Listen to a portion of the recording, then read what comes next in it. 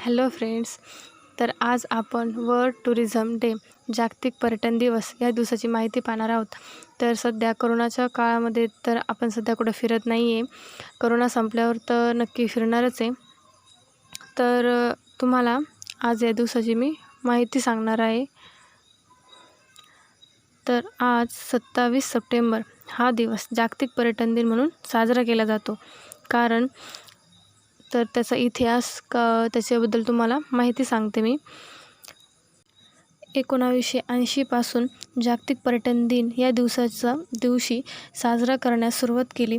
कारण संयुक्त राष्ट्रांच्या जागतिक पर्यटन स्थळाचे म्हणजे UNWTOची स्थापना 1970 मध्ये या दिवशी झाली.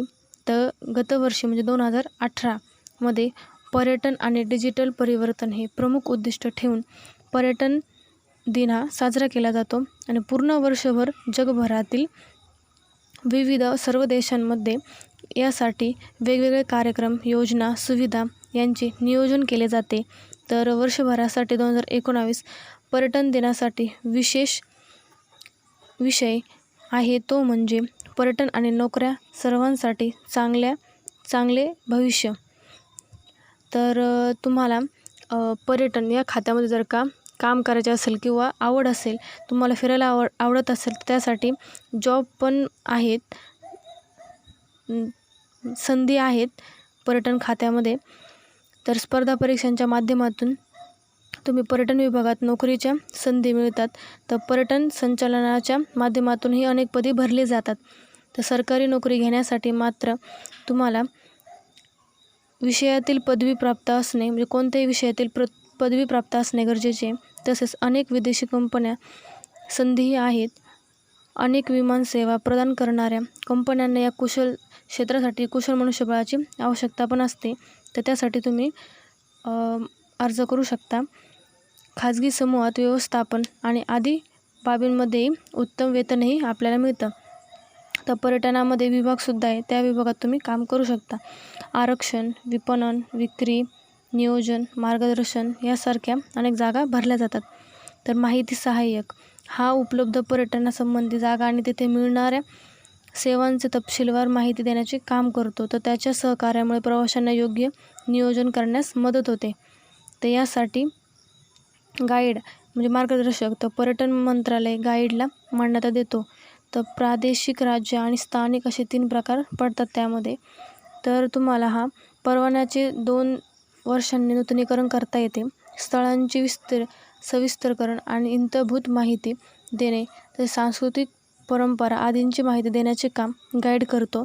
तर त्याच्याकडे उत्तम संवाद कौशल्य असायला हवे. तो प्रत्यक्ष स्थळावर जाऊन मार्गदर्शन करतो. आणि एकंदर गाईड हा महत्त्वाचा दुवा आहे. तर टूर ऑपरेटर हे एक महत्त्वाचं पद आहे. हे प्रवासाचे संपूर्ण नियोजन करतात. आणि टूर गाईड हे म्हणून अनुभव आल्यानंतर या पदावर आपल्याला काम करता येते. ट्रॅव्हल एजन्सी याचे अनेक लोक ग्राहकांना एजन्सी जोडतात आणि ऑनलाईनरित्याही आपण ग्राहक जोडता येते आपल्याला. ग्राहकांशी संवाद साधून अनेक प्लॅन ते देत असतात आणि ग्राहकांना कंपन्यांशी संवाद करून देतात. आणि यासाठी हे सर्व करण्यासाठी जे आवश्यक गुण आहेत ते आहेत, या क्षेत्रात यशस्वी होण्यासाठी फिरण्याची आवड असायला हवी आणि संवाद कौशल्य उत्तम असणे आणि 2 पेक्षा अधिक भाषांवर प्रभुत्व असायला हवे.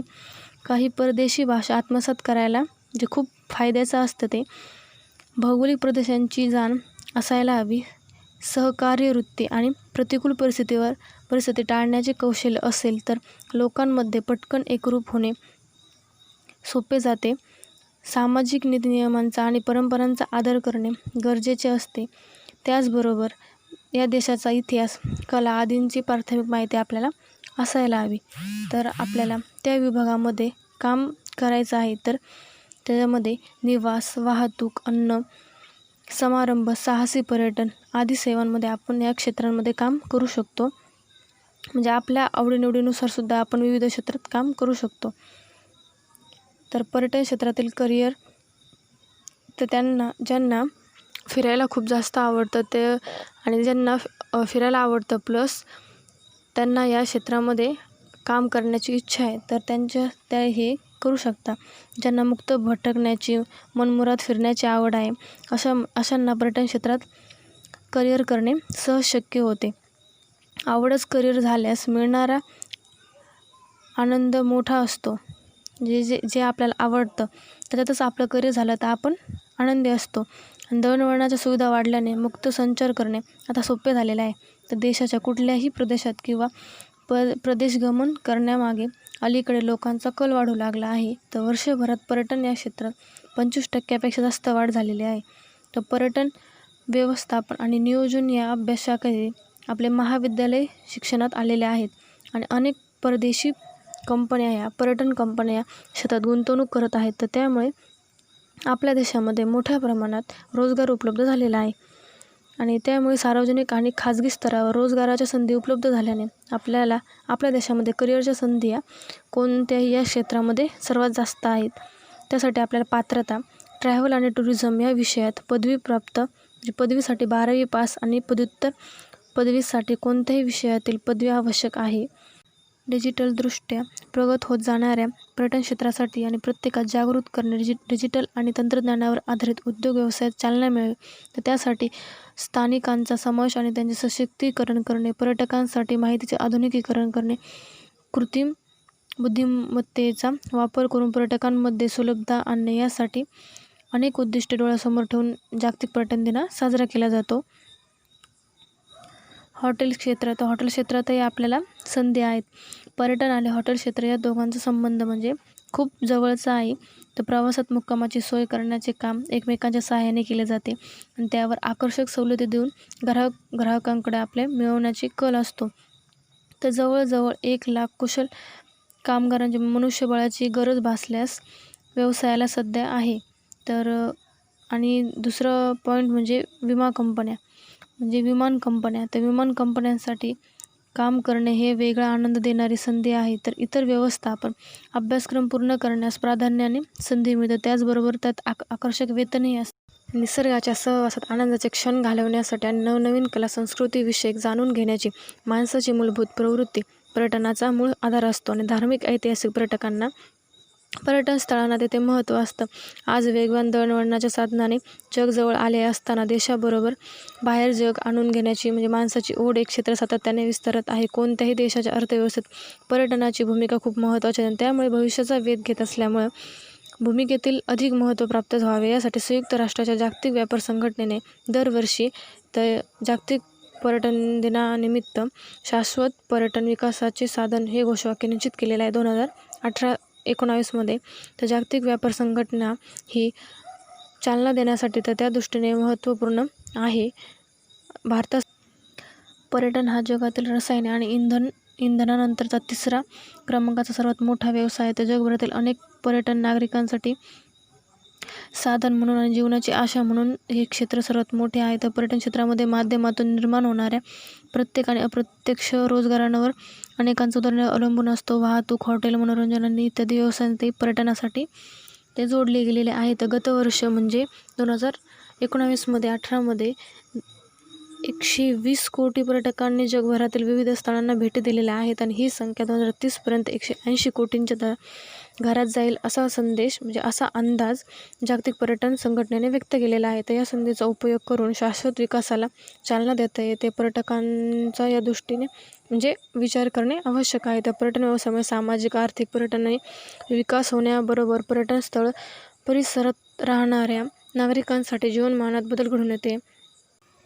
पर्यटनाला आवश्यक असणारे निवास, भोजन, वाहतूक, माहिती, मनोरंजन या आदी व्यवसायांसोबत त्या भागातील उत्पादनांना देखील मागणी निर्माण होते आणि सांस्कृतिक आदानप्रदानाच्या माध्यमातून नागरिकांना एकमेकांशी जोडण्याचे काम देखील पर्यटकांच्या माध्यमातून होत असते आणि त्यामुळे पर्यटन व्यवसायाला नागरिकांना जेवढा सहभाग वाढेल तेवढंच त्या भागातील अर्थकारणाऱ्यालाही गती भेटेल.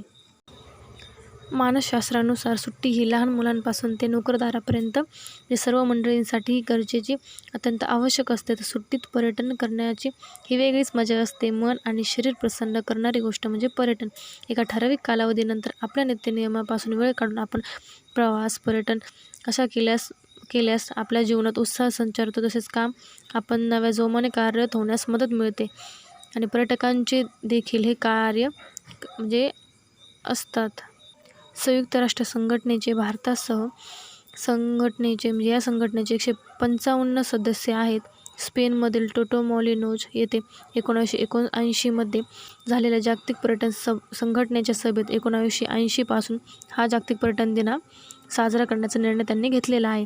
दरवर्षी पर्यटन दिनाच्या निमित्ताने या क्षेत्रातील संबंधित विविध पैलूंवर चर्चा करून आणली जाते आणि वर्षभरामधील एक संकल्प निश्चित करून त्याच्या नियोजन केलं जातं.